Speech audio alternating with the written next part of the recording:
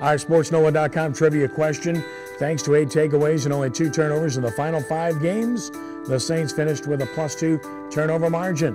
When was the last time the Saints finished with a positive turnover margin?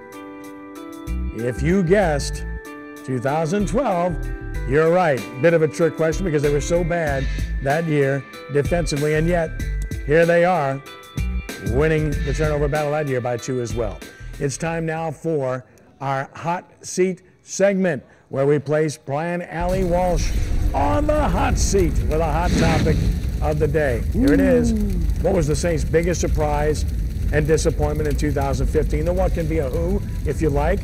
But again, the biggest surprise and the biggest disappointment in 2015. Brian, the floor is yours. Thank you. As always, Dr. Trahan, the biggest disappointment to me was clearly the defense and its inability to recover from being 31st ranked last year, giving up points and yards by the bushel after draft choices, after free agent acquisitions, the whole 9 yards. Here they are. Just let me read these to you. It's going to sound like the 2014 season. 31st in total defense, number 2 in offense, and this is my point about Breeze. 32nd in points allowed, last in yards per play, last in rushing yards per play, last in passing yards per play. 45 TD passes allowed, most in professional football. Enough said with the disappointments, okay?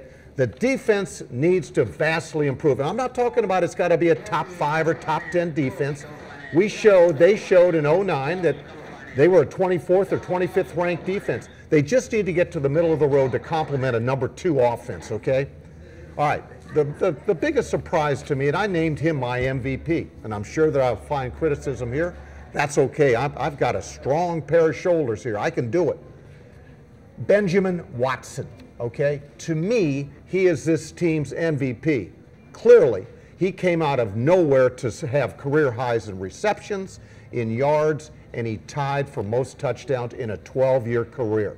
He made me, maybe not you, but he made me forget about Jimmy Graham, okay? He made me forget about Jimmy Graham. And let me say something else about Mr. Watson.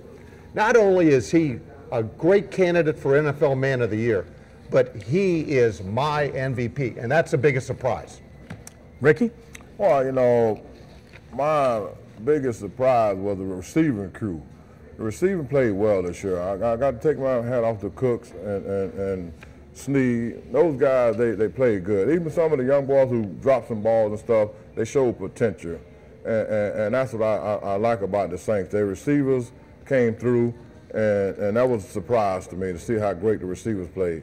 On the disappointing side, I was more disappointed with the defense. I mean, everybody in the city was disappointed with defense, but I look at the defense didn't have good enough players.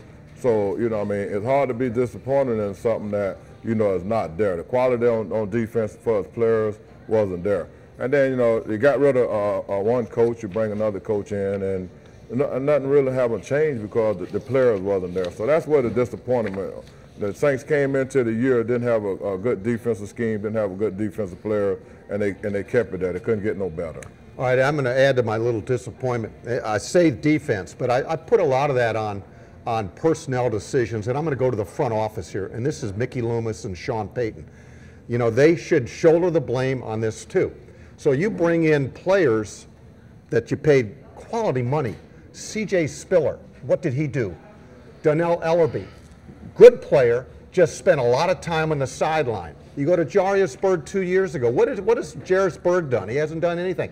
Brandon Browner, he led the league, set a record for most penalties, all right?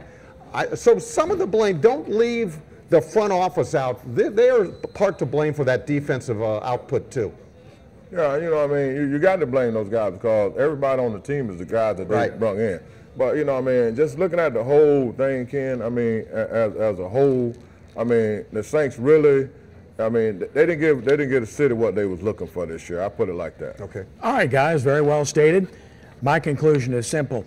When you look at the New Orleans Saints in 2016, you expected their defense wasn't going to be very good.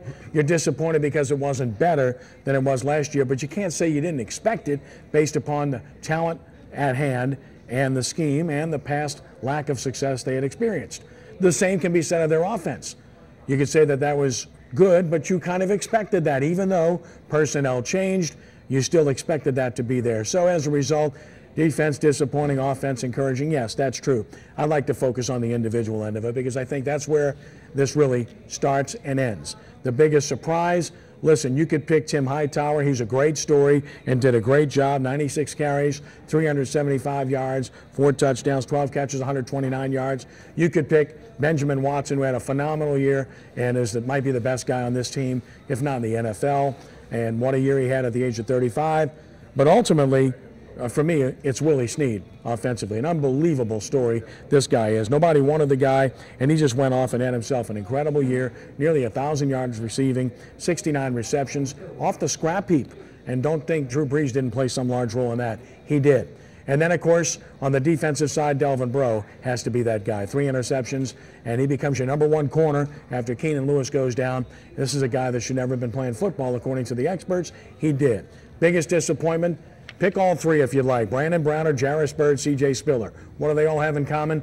Big ticket items that this team evaluated improperly and signed them to large deals, all of whom came up empty. And I do mean empty. There is no doubt to me that those would be the biggest disappointments associated with the 2015 New Orleans Saints. How could you possibly say otherwise? So yes, you would indict the people that made those decisions because that's how they got here, and that's why you're in cap hell to a degree, because of those deals, Junior Gillette, Jimmy Graham, and the Drew Brees deal.